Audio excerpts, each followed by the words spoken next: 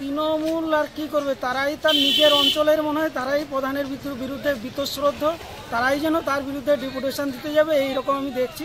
কিন্তু বিজেপিরই ডেপুটেশন হবে এবং সফলভাবেই হবে। আমার কর্মীরা সব রেডি এবং চারদিকে আমরা ফ্ল্যাগ মেরেছি। এখন আমরা আর কিছুক্ষণের মধ্যেই আমাদের প্রস্তুতির কাজ একবারে শেষ পর্যায়ে আছে। আমরা মিছিল সহকারে আমরা ডেপুটেশন দেবো। আমরা সম্পূর্ণরূপে প্রস্তুত। এখন মাইক বাজছে না, কারণ স্কুল চলছে। স্কুলের এই আমাদের যে যথারীতি যে টাইম আছে 2টো থেকে আমাদের আবার পুনরায় মাইক বাজবে এবং আমরা সম্পূর্ণরূপে প্রস্তুত। এবং এই প্রধান ম্যাডামকে আমাদের যে দাবি দেওয়া আছে সেই নিয়ে ওনার কাছ থেকে আজকে আমরা ডেপুটেশন দেবো এবং উনি যাতে তৈরি থাকেন সেটাই আমরা হচ্ছে।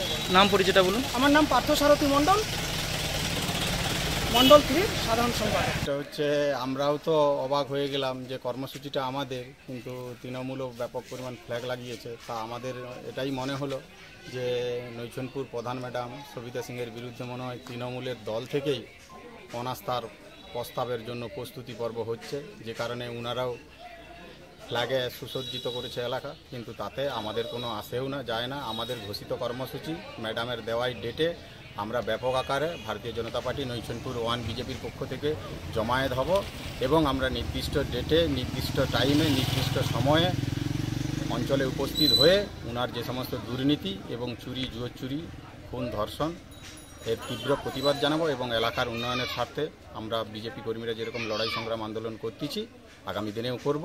দফা 1 দাবি 1 নৈছনপুর 1-এর প্রধান ম্যাডামের পদত্যাগ। নাম? আমার নাম দীপক মণ্ডল, নৈছনপুর 1 অঞ্চলের বিজেপির কনভেনার।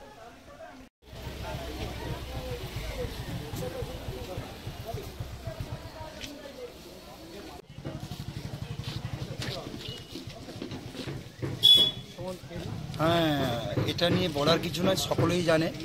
ময়নার বিধানসভা 206 বিধায়ক অঞ্চলে আমাদের নৈছনপুর 1 একটা তৃণমূল কংগ্রেসের একটা আতুর ঘর বলা যায়। এখানে কন্টিনিউয়াস সিপিএম জমানাতেও আমাদের অস্তিত্ব ছিল, আজকেও আছে। তো ডেপুটেশন বিরোধীরা দেবে, এটা সংবিধানের মধ্যে অংশের মধ্যেই পড়ে। আমরা চাইব গণতান্ত্রিক পদ্ধতিতে যাতে ডেপুটেশন সুষ্ঠুভাবে হয় তার ব্যবস্থা করার, কিন্তু অন্যায়ভাবে কোনো কিছু যদি হয় সেটাকে আমরা কোনোভাবে বরখাস্ত করব না। নাম ডেজিগনেশন? আমার নাম সোনাদ গান, আমি সভাপতি নৈছনপুর তৃণমূল কংগ্রেস। নৈছনপুরে গ্রাম পঞ্চায়েত যেখানে 30,000-এরও অধিক মানুষের বসবাস, সেখানে আমরা এক আত্মা এক প্রাণ এই ধারাতেই আমরা জীবনযাপন করি এবং জীবনযাপন কাটাই। তো সেখানে দেখা যাচ্ছে ওনারা ডেপুটেশন আজকে আছে। আমরা অবশ্যই ডেপুটেশনের জন্য সম্পূর্ণভাবে প্রস্তুত। আমরা কখনোই কাউকে আঘাত করব না, আমরা প্রতিরক্ষাটাকেই মনে করি এবং উন্নয়নের ধারা নিয়ে চলি। আর আপনার যে প্রশ্নটা সংবাদ মাধ্যম, যে শক্তি প্রদর্শনের কোনো জায়গায় নেই, আমরা ভ্রাতৃত্বদ্বয়ের মধ্য দিয়ে উন্নয়নের ভাবনাটাকে ভেবে নিয়েই এগিয়ে চলি। আমি নৈছনপুরে গ্রাম পঞ্চায়েতের উপপ্রধান প্রদ্যুৎ।